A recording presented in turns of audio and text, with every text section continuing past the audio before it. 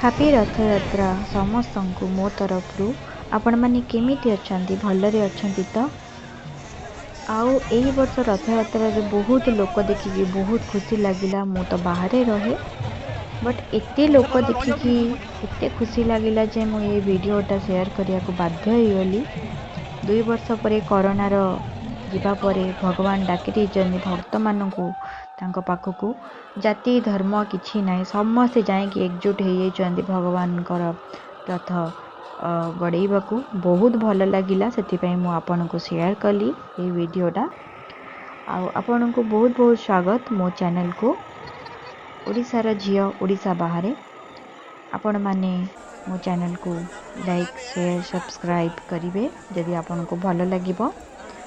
ଆଉ ମୁଁ ଆଜି ଆପଣଙ୍କୁ କିଛି ପ୍ରସାଦ ସେୟାର କରିବି ଯେଉଁଟାକି ମୁଁ ଘରେ ବନେଇବି କାନିକା। ତା ପାଇଁ ମୁଁ ଏଠି ନେଇଛି ଚାଉଳକୁ ଭିଜେଇକି ରାତିରେ ରଖିଥିଲି, ତାକୁ ଡ୍ରାଇ କରିଦେଇଛି।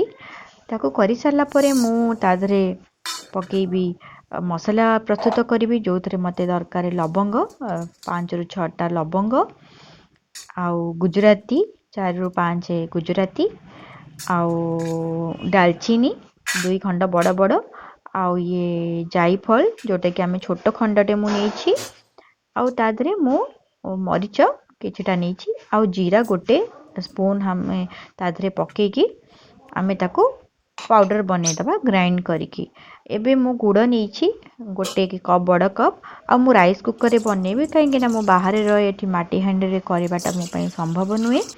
ତ ସେଥିପାଇଁ ମୁଁ ରାଇସ୍ କୁକରରେ ବନେଇବି। ରାଇସ୍ କୁକରରେ ମୁଁ 3 କପ୍ ଚାଉଳ ନେଇଥିଲି, ତ 6 କପ୍ ପାଣି ମୁଁ ଦେଇଦେବି। ଆଉ ଏଇଠି ଚାଉଳରେ ମୁଁ ଟିକେ ଘିଅ ଗୋଳେଇକି ରଖିଦେବି। ଭଗବାନଙ୍କର ତ ପିଠା ଖରିକା ହଉ କି ହାତ ବି ପୁରାନ୍ତିନି, ତ ଯେହେତୁ ଆମେ ଘରେ କରୁଛେ ମୁଁ ତ ପ୍ରସାଦ ଲଗଉନି, ତ ସେଥିପାଇଁ ମୁଁ ଏମିତି କରୁଛି।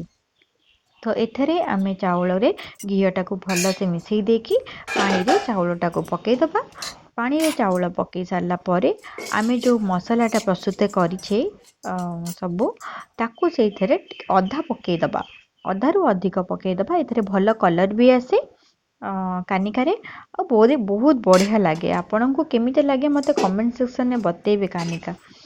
ଆଉ ତାପରେ ଏଠି ଘୋଡ଼େଇକି ତାକୁ ବଏଲ୍ କରିବା ପାଇଁ ଛାଡ଼ିଦେବା। ଫୁଟିଗଲା ପରେ ପୁଣି ଆମେ ସେଥିରେ କାଜୁ ଆଉ ଗୁଡ଼ ପକାଇବା। ଆଉ ଏଥିରେ କାଜୁକୁ ମୁଁ ଟିକେ ଘିଅ ପକାଇକି ଭଲସେ ତାକୁ ରୋଷ୍ଟ କରିଦେଲି। ଆଉ ଏବେ ପାଣି ଦେଖନ୍ତୁ ଫୁଟିଗଲାଣି, ଚାଉଳ ଫୁଟିଗଲାଣି କାନିକାର, ତ ମୁଁ ସେଇଥିରେ କାଜୁ ପକାଇଦେବି ଆଉ ପକାଇଦେବି ଘିଅ। କାନିକାର ତ ଆପଣ ଜାଣିଥିବେ ବହୁତ ଘିଅ ପଡ଼େ, କାହିଁକିନା ଜଗନ୍ନାଥଙ୍କ ପାଖରେ ଏଇଟା ହୁଏ, ତ ଘିଅ ତ ବହୁତ ସବୁ ଜିନିଷ ତ ଘିଅ ହୁଏ, ଆଉ ଗୁଡ଼ ବି ସବୁ ଜିନିଷରେ ୟୁଜ୍ ହୁଏ, ସବୁ ଦେଶୀ ଜିନିଷ ହିଁ ୟୁଜ୍ ହୁଏ। ତ ମୁଁ ଗୁଡ଼ ଯେହେତୁ 1 କପ୍ ଆଣିଥିଲି ବଡ଼ କପ୍, ମୁଁ ଟିକେ ଡାଲି ପାଇଁ ବି ରଖିଦେବି। ଆଉ ଯେତିକି ମୋତେ ମିଠା ଯେତିକି ଆବଶ୍ୟକ ମୁଁ ସେତିକି ମିଠା ପକାଇଦେବି। ଆଉ ତାପରେ ମୁଁ ଯେଉଁ ମସଲା କରିକି ରଖିଥିଲି ସେଇ ମସଲା ଅଳ୍ପ ଟିକେ ଥିଲା, ସେଇଆକୁ ଟିକେ ସ୍ପ୍ରିଙ୍କଲ୍ କରିଦେବା, ତା ଉପରେ ପକାଇ ଦେଇକି ତାକୁ ଘୋଡ଼େଇ ଦେବା। ଘୋଡ଼େଇ ଦେଲା ପରେ ତାକୁ କିଛି ସମୟ ଛାଡ଼ିଦେବା। ଦେଖିଲେ ଆପଣ କେତେ ବଢ଼ିଆ କାନିକା ହେଇଯାଇଛି। ଆଉ ତାକୁ ଘୋଡ଼େଇକି ରଖିଦେଲେ ଆହୁରି ବଢ଼ିଆ ସେ ଫୁଲିଯିବ। ଏଇଠି ମୁଁ ବନେଇବି ବେସର ପାଇଁ ମୁଁ ମାଟି ଆଳୁ, ସାରୁ, କଦଳୀ, ପୋଟଳ, କଖାରୁ ଏଗୁଡ଼ା ସବୁ କାଟିକି ଭଲ ଭାବେ ଧୋଇକି ନେଇଯାଇଛି। ଏଠି ମୁଁ ପାନମଧୁରୀ, ଜିରା ଆଉ ସୋରିଷ, ଅଦା, ପାନମଧୁରୀ, ଜିରା, ସୋରିଷକୁ ମୁଁ ରାତିରେ ଭିଗୋଇକି ରଖିଥିଲି। ତାପରେ ମୁଁ ତା ଦେହରେ ମରିଚ ପକାଇକି ଆଉ ଅଦା ପକାଇକି ତାକୁ ଭଲସେ ପେଷ୍ଟ କରିନେବି। ପେଷ୍ଟ କରିସାରିଲା, ଏଇଟା ତ ସବୁ ଘିଅରେ ହେବ, ତ କଢ଼େଇରେ ମୁଁ ଘିଅ ଗରମ କରିନେବି। କରିନେଲା ପରେ ତା ଦେହରେ ମୁଁ ଟିକେ ଜିରା ସୋରିଷ ଫୁଟେଇ ଦେଇକି ତା ଦେହରେ ପକାଇଦେବି ଆମର ବଟା ହୁଆ ମସଲା।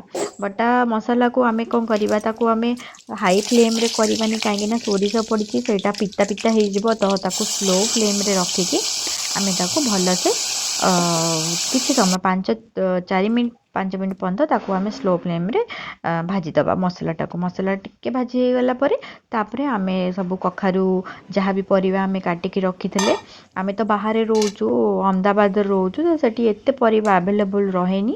ତ ସେଥିପାଇଁ ଆମକୁ ଯେଉଁ ପରିବାଟା ମିଳେ ଆମେ ସେଇ ପରିବାଟା ୟୁଜ୍ କରିଦେଉ। ସ୍ପେଶିଆଲି ମୁଁ ଟ୍ରାଏ କରିଛି କି ଆମର ଦେଶୀ ପରିବା ଏଥିରେ ପକାଉ, କାହିଁକିନା ବେସରରେ ଦେଶୀ ପରିବା ପଡ଼େ। ତ ଏଥିରେ ଟିକେ ହଳଦୀ, ଲୁଣ ସବୁ ପକାଇ ଦେଇକି ଆମେ ତାକୁ ଭଲସେ ଗୋଳେଇ ଦେବା। मसला सहित गोलई देला परे पुणी आम ताते जेहेतु आम बेसर करुचे तो आपको कषा बेसी भी ठीक नहीं तो तादेह आम कौन करवा पानी बहुत सारा पकईदबा पानी 3 ରୁ 4 कप मु पकईची कहीं जेहेतु मु अधिक क्वांटिटी परिबा नहीं परिबा को भी सिझिया को टाइम लगे तो यहाँ स्लो फ्लेम रे हम से पानी आ गुड़ किछि गुड़ मिठापाई बेसर रे पड़े तो से गुड़ पकई देकी मु घोड़े नहीं जी आउ स्लो फ्लेम रे मु सिझेया को देवी भलसे तापर ये मीठा डाली मुझे बन देती मीठा डाली मु 500 ग्राम मीठा जो हरड़ डाली को भलसे धोईकी पानी आउ सहित लुण हल्दी देके फुटेकी बॉईल कर दी गोटे दीटा सीटी देती तापर मु सागे सागे खोली देती प्रेसर कुकर एंड तादरे एबे सिझी जाइए तो मु गुड़ पकईदेवी मोर मीठा अनुसार जी आम खाऊ मीठा से पकईदेली मीठा गुड़ पकईली आपण गुड़ भी पकई पारे आपण गुड़ पसंद नहीं तो चीनी भी पकई पारे आ जगन्नाथ मंदिर रे हेंगुटा होची मेन डाली रे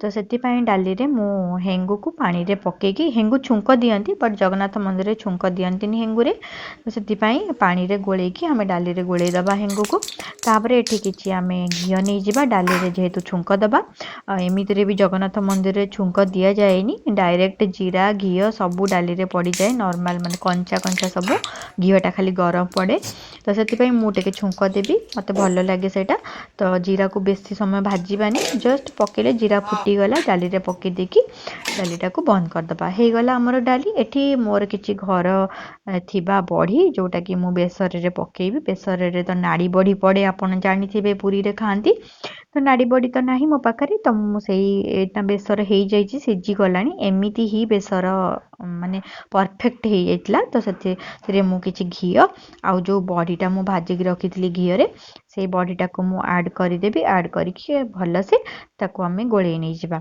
गोले नहीं गला पर किछि समय पर तादरे आम गोले देला पर नड़िया किछि नड़िया को कोरिकी मु रखी से नड़ियाटा मुझे भल से पकईकी आउ थे गोले नहीं जी आउ नड़िया आपणकर केते टंका ओडिसा रे हमर बहुत कम टंका एठी तो नड़िया गोटे 30-40 टंकार नड़िया बाहर तो बहुत टंका आउ एथे नड़िया स्प्रिंकल कर देकी मु ताको घोड़े नहीं जी तापर मु आसी जाइली मोर ठाकुर पूजा करने कहीं जगन्नाथ आज रथ यात्रा तादरे पुणी मोर संतोषी माता व्रत तो से मत बहुत भल लगुला पूजा करने से दिन आई मोर ये तो आम अपार्टमेंट रो तो से फूल ये बेसी मिले मुझे गोटे सोसाइटी को पलैली मोर गोटे छोटे छुआटे सी शोला तो भितर मुझे फूल सब नहीं आसती बहुत सारा फूल लोक मान घर जा मागिकी से बहुत खुशी जेहेतु गुजरात आम रोचु तो ये भी लोक बहुत मानती भगवान को